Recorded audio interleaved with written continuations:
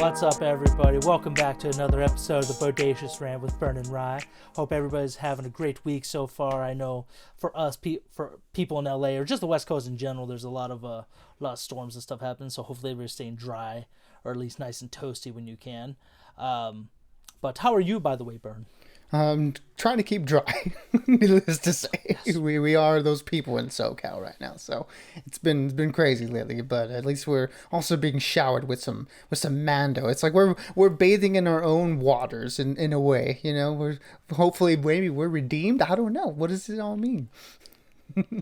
If anything, we're damned because we're in LA. God forbid. Yeah, we're the city of angels, but really we're all a bunch of soulless bastards. Anyways, but yes, like Burns said, we are talking more Mando Season 3, a.k.a. Chapter, what are we at? 19? I think it's 19. Right? Yes, 19. Yeah, the 19. Covenant. Either way, who gives a shit? We're Season 3, or the Convert, sorry. Not the Covenant. This is a different thing. You mean, isn't it Covert? It's Covert, right? Oh, no, yeah, but the episode name is the Convert, you know. Someone's being converted. Oh, because converted, yeah. Well, few true. People, you could say. That's fair. You know, we'll talk about it. Yeah, exactly. Before we get into our spoiler review, guys, which of course you already know by now it's going to be spoilers, do not forget to give us a like, please ring the bell, and of course subscribe. You don't want to miss out on all the good stuff we have, all the good times that we all share together. So let's keep it going, shall we? So this episode pretty much took place, obviously, again, right after last week, where Bo, saved Din and stuff. And it's funny because I guess he was knocked out the whole time, like from almost drowning to death. And I'm surprised Bo didn't say anything about the mythosaur. Maybe I think it's a weird place for her this episode, like beginning and the end, where it's almost like she doesn't want to admit what she saw, or maybe she thinks she's tripping. You know what I mean? Yeah, it's kind of hard to tell, not being able to see her facial expressions when like what's like sort of going on in her mind. You just kind of have to, or at least we kind of have to like speculate on.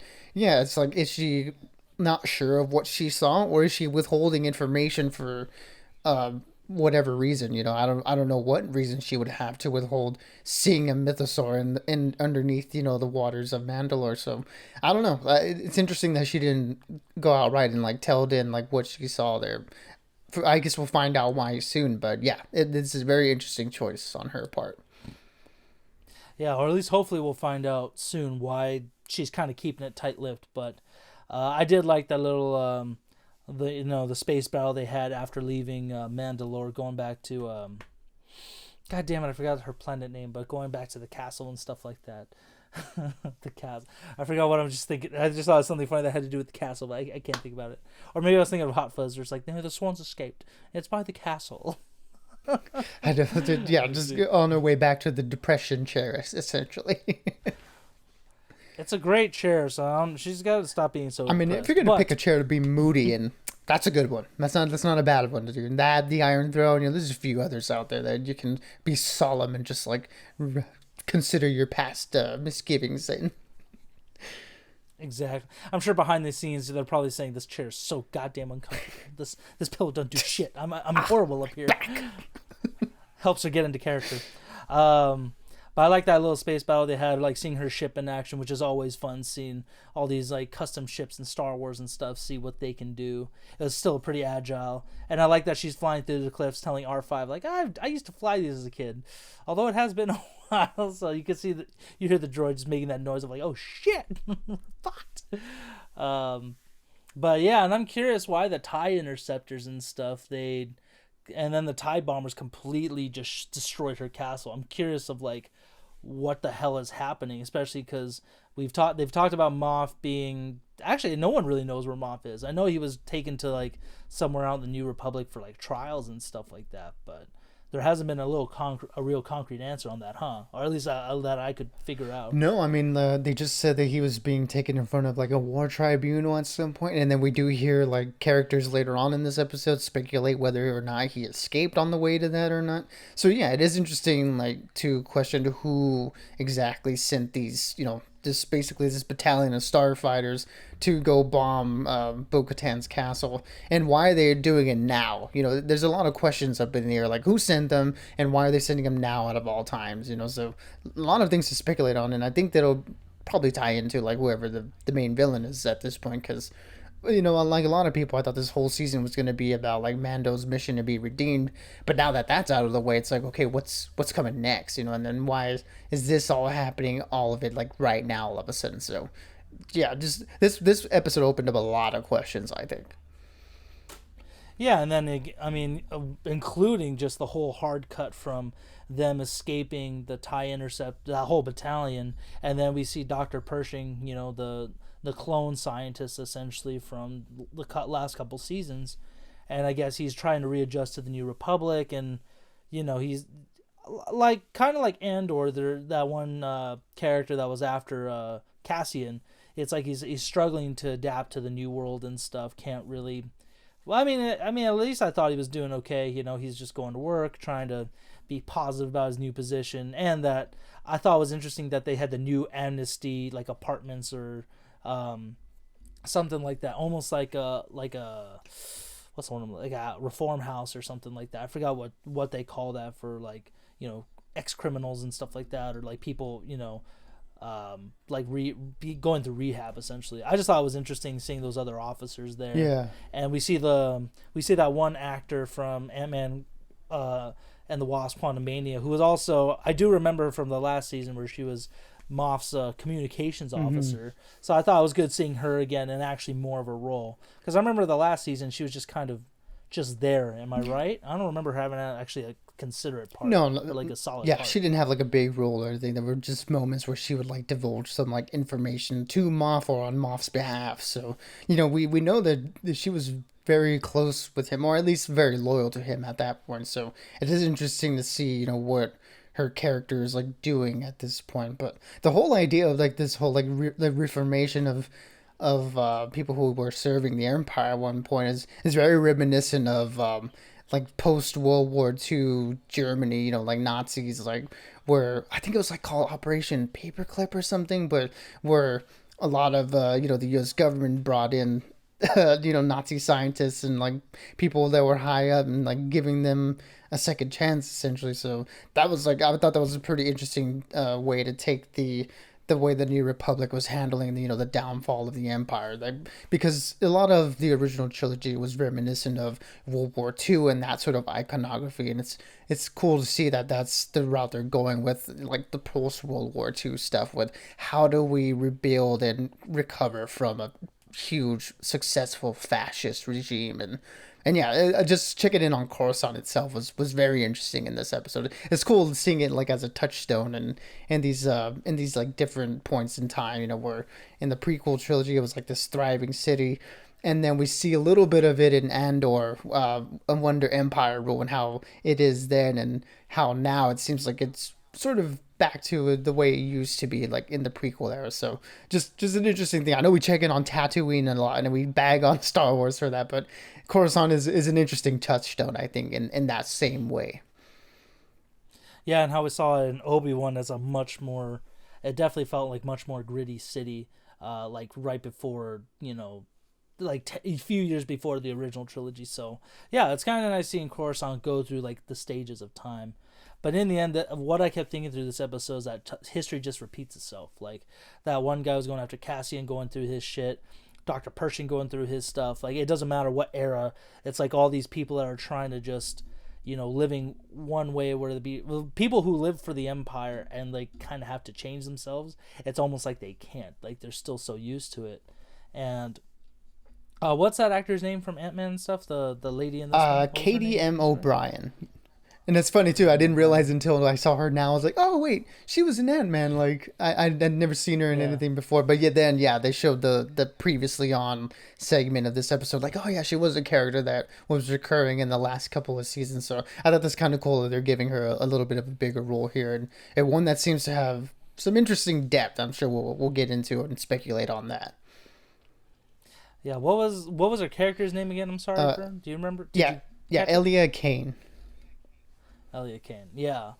I just like that she's kind of, because she knows Pershing, like she was the only one to reference, like, or he was the one who said, I've never met anyone else from under Moff Gideon. And so they have that kind of relationship together. And throughout this episode, I'm thinking she's kind of one of the people that starts the First Order, or something. One of those people trying to keep the empire going. It's a little hard to tell just because the way it played out. How she's helping him, kind of conform, but then again, she's like, oh, we can go get a little like small lab, a portable lab, and all this stuff, whatever you need outside the city. And seeing that old Star Destroyer, just like in that scrapyard, essentially was very like, this is something you'd find after like World War II, like an old tank or like airship or something that the Germans used, and you got to get stuff from it. So yeah, I was definitely feeling the whole World War II vibes and just trying to reform these guys into society. And then in the end, she just ends up turning him in, which I thought was very like, kind of saw it coming, but at the same time, like, what are you right now? I'm so confused on where her allegiance lies. Is she working for Moff? Is she for the New Republic? It's very difficult to get like a hard aspect on that, like a good feeling on that. You know what I mean? Yeah, because the minute she shows up, it is pretty suspect. It's like, okay, what's the deal here? And I just kind of had that vibe the entire time we were there at that like rehabilitation center where everyone's talking about and reminiscing about their time with the Empire, like trying to make it seem like they don't miss it, but they kind of do. And it's like, yeah, like how much can these people be rehabilitated? It's like they served willingly under this regime for a long time, and like, sure, they can say like they were like forced to it and stuff, but at some point your morals have to like come into play, right? So it's always hard to tell. That's one of those ethical conundrums. Like, can someone that's done or participated in such like atrocities that the Empire has, do they deserve a second chance? And I don't know. I mean, I guess we'll see how it plays out here. But yeah. So the minute she shows up, it's like, ooh, like I don't know where this is going, and the way she's like, like slowly goading him into sort of like retaking up his his research that he was doing, like the clone research that we saw he was wanting to experiment on with like Grogu and stuff. So it's like, okay, like he seemed like, yeah, he missed it, but he was very much willing to just do whatever he needed to do under this new regime, and she's the one that's pushing him into it. And then, yeah, for only to get all his supplies and then at the end turn him in, it's like, okay, so for her as a character, where does she stand? Is it like, in fact, like what it is at face value, where she is part of the New Republic and this is her way of like getting back at someone that she used to work with or something? Or is she, like you said, like a double agent for Moff Gideon, and this sort of action might increase her status within the New Republic? And is she doing this as a way to sort of climb the ladder and be a little bit more influential behind the scenes on behalf of Moff Gideon? Yet the way it played out, it could go either way, to be honest. Yeah, I mean, if the sequel trilogy is canon, which I know you've told me. Yes, it's canon. There's no way the sequel trilogy is not canon, guys. I wish they could retcon it. I'm sorry, but again, with that being said, now really thinking about connecting the dots. If she is a double agent, I think again these are the steps of how the First Order came under the New Republic. People like her, all these officers that are supposedly reformed. And it's like, no, I mean, if anything, sometimes, like, especially like in World War II, some Nazis chose to still be Nazis. That was just something they volunteered for. So I'm curious to see what happens with that, especially with her character. My gut's telling me she definitely is a double agent, especially when they were putting Pershing through the mind flare, and that one, I forgot what, General Admiral Akbar's people called. The Mon Calamari. The Mon Calamari, where he's just saying, no, we're the New Republic, we're not the Empire. It's gonna feel pleasant. We're just trying to help you get over that Empire feeling, like get rid of anything like that. And at first it was true. Like he was just like, oh, like okay, this isn't bad. Like this is relaxing. Yeah, surprisingly, but right? Like the colors and everything, and he just like, kind of like breathes like a comforting sigh. I was surprised. I was like, oh, this is definitely torture, but I was like, maybe it is what he says it was. I mean, again, it's one of those things. You try and move on from the past, and you try and eliminate any sort of history regarding the Empire. It's not gonna work. Especially, I feel like when she jacked up that dial all the way to when it was red, and that's when you started seeing the mind flare work.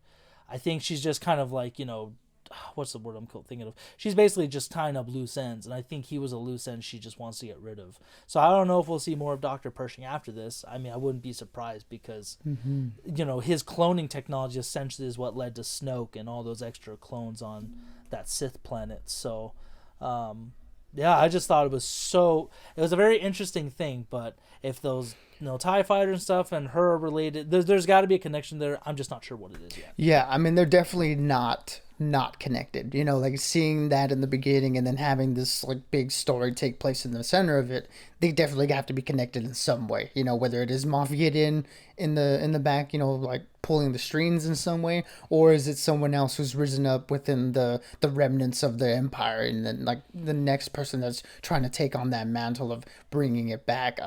You know, Thrawn is out there. You know, we don't know what's going on with that character, so that could be a potential thing there. But I think my gut reaction is probably like Moff Gideon is somehow, you know, the one pulling the strings, just because we've seen how capable he's been in these last couple of seasons, and how it just seems to like not go away, this guy. And of course, you know, Giancarlo Esposito is just an incredible actor, so getting him back again wouldn't be a bad thing. But that's where my best bet is. I think it's Moff Gideon somehow regaining control, and I'm curious what they're gonna do with the either like the research of Dr. Pershing, because if they are in fact eliminating him, is he going to like carry on the research on his own, or do they have someone else? Like, again, just a lot of questions that this is bringing up. And I mean, I think that's good, because I think we were kind of wondering, okay, who's going to be the main villain of this season? And you know, this is definitely pointing in that direction. Yeah, I mean, a lot again, like you said, a lot of questions with this episode. And again, yeah, now that we have the redemption story done, essentially, now it's like, okay, we're gonna move on to retake Mandalore and this new and the Empire threat that's kind of, it's been lingering for the last few seasons, but now that it came back in a pretty big way this season already is a pretty good sign. And then at least it ended on a good note for Din. You know how we said the redemption storyline's over, where he brings the jar. I thought it was very smart bringing the jar of water back to the covert. Yeah. Just because I was like, oh shit, that's a good idea. Never mind. Yeah. You got to have your receipts now. I was wondering, like, how are you going to prove it? Like, hey, everybody, I took a bath. Like, believe me, okay? That's why we're not part of the covert. We wouldn't have thought of that. I've been like, you have to trust me. Look, smell.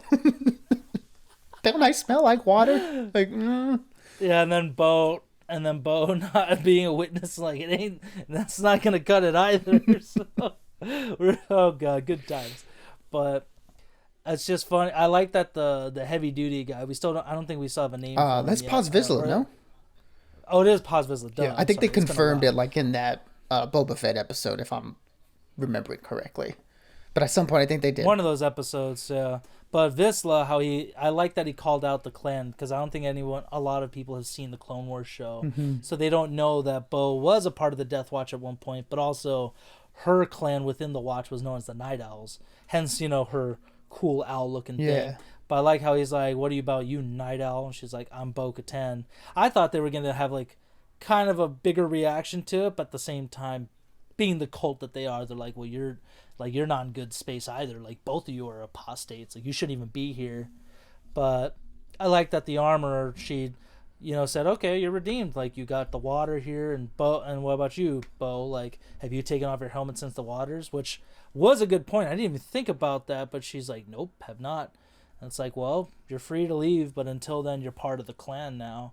So that was why I think it was a little ambiguous, like how I said earlier, that with her having the helmet on and then being accepted by the Death Watch, it's like, is she okay with it? Does she feel better knowing that these people are still kind of connected to the old ways, even though she was making fun of it last season or mocking it last season?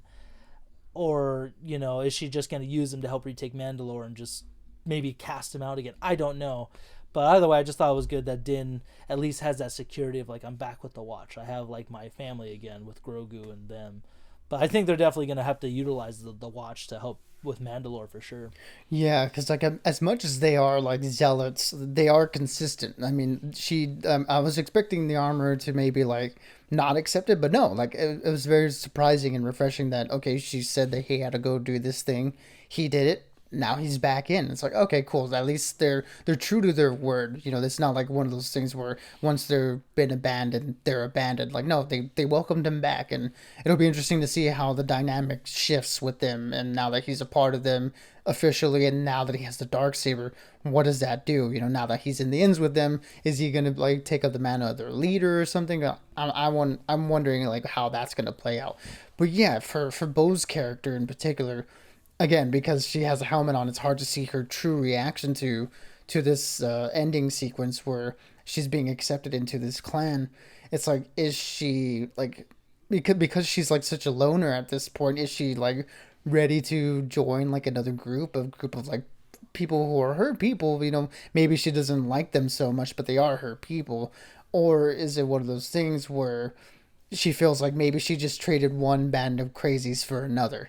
These people that didn't want to join her because she didn't have a dark saber, for these people who will, who will boot her out of the group as if she just so much as takes off her helmet. So she's in a very interesting situation. And because the title of this episode is The Convert, I'm guessing that's in reference to her. Like maybe like now she is officially converting to this way of being a Mandalorian because the other way did not work out for her at all. It'll be interesting to see like how her character in particular progresses throughout the season, because yeah, we see by the end of the last week's episode a little bit of her faith is restored. So is she now more willing to jump into something like this, whereas before she was just kind of like you said, making fun of it or being sarcastic about it, or just not being really that accepting of it. Yeah, I'm very curious to see what's gonna go. I wouldn't mind if we see Costco Reeves again and that one dude that fought with him. At least those two Oh yeah. Mandos, just because they were essentially part of her clan. So I'm surprised they didn't even stick by her for that. But yeah, I'm definitely excited. I mean, again, it's a solid episode. I would say it was a little different just because of the way it cut into it.